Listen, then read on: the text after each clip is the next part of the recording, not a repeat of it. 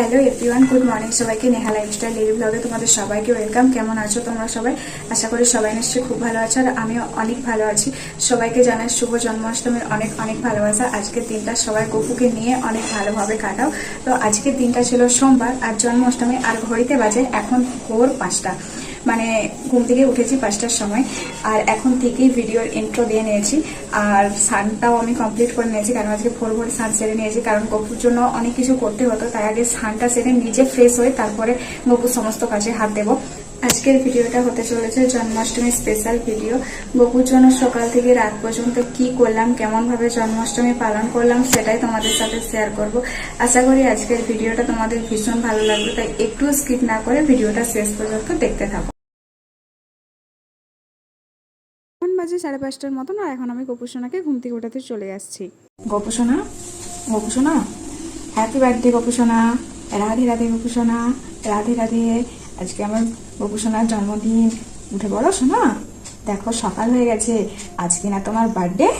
উঠে পড়ো, উঠে পড়ো, জলদি জলদি উঠে পড়ো, আর ঘুমো করতে হবে নি। গুড মর্নিং আমার সোনা, হ্যাপি বার্থডে। তো এখন গোপুসোনাকে ঘুম থেকে ডাকার পরে এই যে গোপুসোনাকে আমি একটু আদর করে নিচ্ছি, কারণ আমরা তো বাচ্চাদেরকে ঘুম থেকে উঠে তাকে একটু আদর করে দিই। তো সেই রকমভাবে আমিও আমার গোপুসোনাকে ঘুম থেকে তুলে একটু আদর করে ওর গা হাত পা মুখ মুছিয়ে ওকে ফ্রেশ করে তারপর ওকে সকালের একটু ভোগ লাগাবো। তো সকালে ওকে আমি নিত্যদিনের মতন যেরকম জল আর বিস্কিট দিই, তো আজকেও ঠিক সেরকমটাই দিয়েছিলাম, কারণ সকালবেলায় আর কি দেব। আর তারপরে গোপুসোনাকে ঘুম থেকে তুলে ভোগ লাগানোর পরে এখন আমি একটু বাজারে চলে আসছিলাম গপুর জন্য কিছু ফুল কেনার জন্য। আর এইখানে এই যে আমি রজনীগন্ধা ফুলের মালা, আর এখানে গাঁদা ফুল ছিল, গোলাপ ফুল ছিল, আর একটা পদ্ম ফুল নিয়েছিলাম। বাড়িতে এসে ফুলগুলো ঝুড়ির মধ্যে রেখে দিয়েছি, আর ঠাকুর বাসন যা সমস্তটা ধোয়ার ছিল সেগুলো ধুয়ে ঠাকুর ঘরের মধ্যে ফল, ঠাকুরের বাসন, ফুল আর গপুর পঞ্চামৃত স্নানের জন্য যা কিছু লাগতো সেই সব কিছু এক কাছে রেডি করে দিয়েছিলাম। আর এখানে আমি গোপুসোনার পঞ্চামৃত স্নানের জল তৈরি করছিলাম।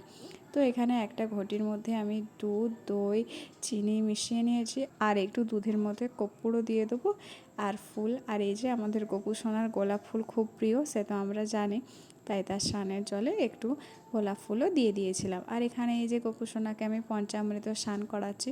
তোমরা হয়তো অনেকে অনেক রকমভাবে জন্মাষ্টমী পালন করেছো, তো আমার যেটা ভালো সহজ সুবিধা মনে হয়েছে, আর আমি যেটুকুন করতে পেরেছি আমার মন থেকে করেছি, আমি একা হাতে সমস্তটা সামলিয়েছি।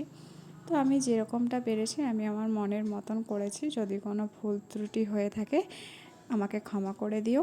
আমি তো আগে গোপুসোনার কাছেও ক্ষমা চেয়ে নিয়েছি, আর যদি আমার কোনো রকম ভুল থেকে থাকে তোমরাও আমাকে ক্ষমা করে দিও। গপুকে দুধ, দই, চিনি দিয়ে স্নান করিয়ে দেওয়ার পরে ওকে আমি এই যে এখানে একটু ভালো পরিষ্কার জল দিয়ে ভালোভাবে পরিষ্কার করে নেব।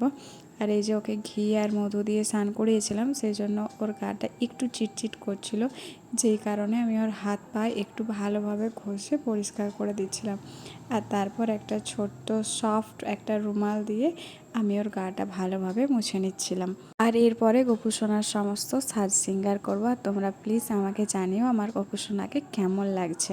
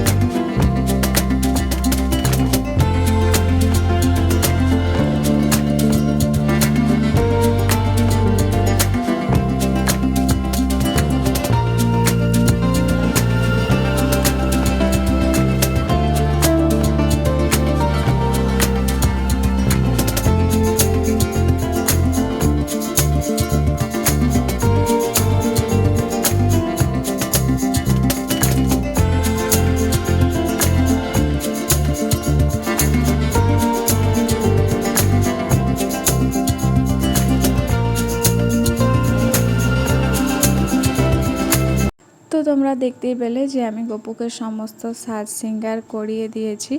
আর গপুর রূপোর যে জিনিসগুলো এনেছিলাম সেগুলো তোমাদেরকে এর আগের ভিডিওতে আমি বলেছিলাম যে আমি সোনা দোকান থেকে ওগুলো পরিয়ে নিয়ে এসেছিলাম।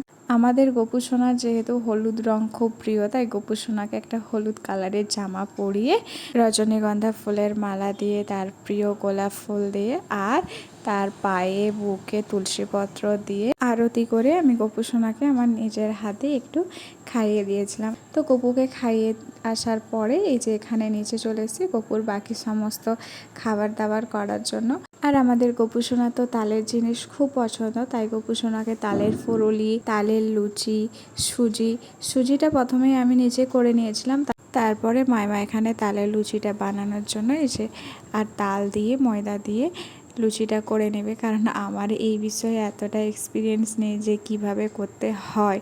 তো আমি মাইমাকেই বলেছিলাম আর আমরা সবাই মিলে একসাথেই হাতে হাতে সমস্তটা করে নিয়েছিলাম, কারণ যেহেতু আমি এই বিষয়ে আমার এতটা অভিজ্ঞতা নেই যে কিভাবে করতে হয়।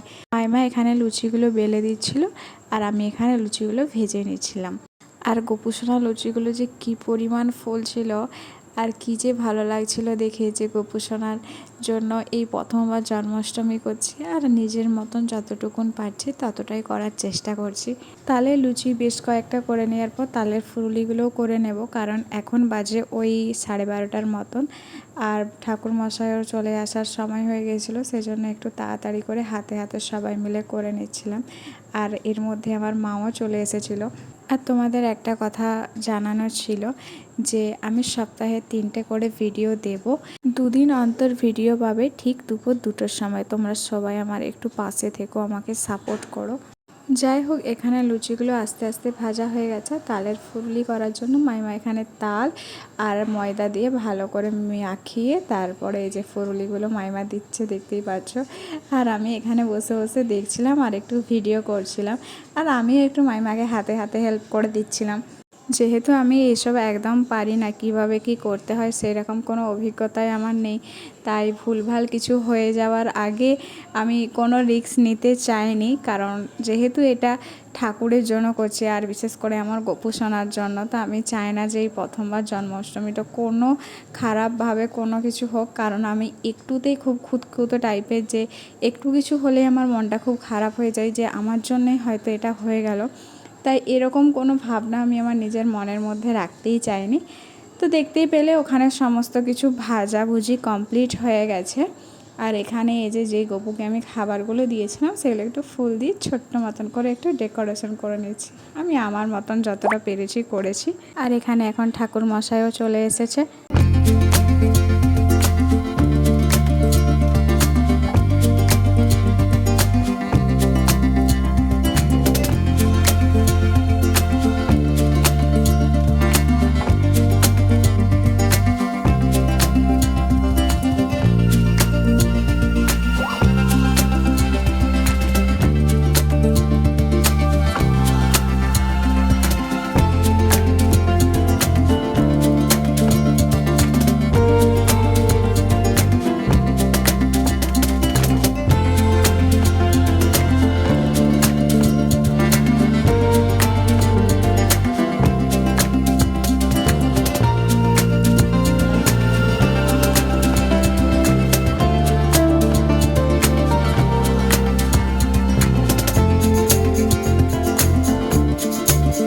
বেশ কিছুক্ষণ পুজো হওয়ার পরে ঠাকুরমশাই চলে যাওয়ার পরে গপুকে নিজের হাতে একটু নিজের মতন খাইয়ে দিচ্ছিলাম।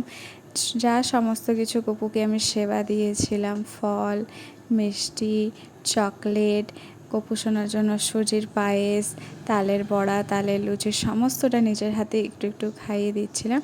আর তারপরে গপু সোনাকে একটু নিজে খেয়ে নাও বলে তারপরে নিচে চলে আসছিলাম। তারপরে এই যে খাওয়ানোর পরে গপু সোনার হাত মুখ মুছিয়ে দিয়েছি। আর এই যে এখন সন্ধ্যাবেলায় আমি গপু সোনাকে এই যে একটু চিড়ে আর চিনিয়ে মাখিয়ে দিয়েছি। গপু সোনাকে নিজের হাতে একটু খাইয়ে তারপরে গপু সোনার হাত মুখ মুছিয়ে তারপরে গপু সোনাকে রাতে শয়ন দিয়ে দেবো, কারণ যতই গপু সোনার বার্থডে হোক তো গপু তো খুব ছোট, তাই ওকে রাতের শয়নটা দিতেই হয়। আর আমি আমার নিজের মতন যেইটুকুন পেরেছি জন্মাষ্টমীটা পালন করেছি। তো আমার মতন করে জন্মাষ্টমীটা তোমাদের কেমন লাগলো সেটা অবশ্যই আমাকে কমেন্টে জানিও। আর দুপুরের সাজে আমার গপু সোনাকে কেমন লাগছিল সেটাও কমেন্টে জানিও কিন্তু। আবার দেখাবে পরের একটা ব্লগে, ততক্ষণের জন্য ভালো থেকো, সুস্থ থেকো।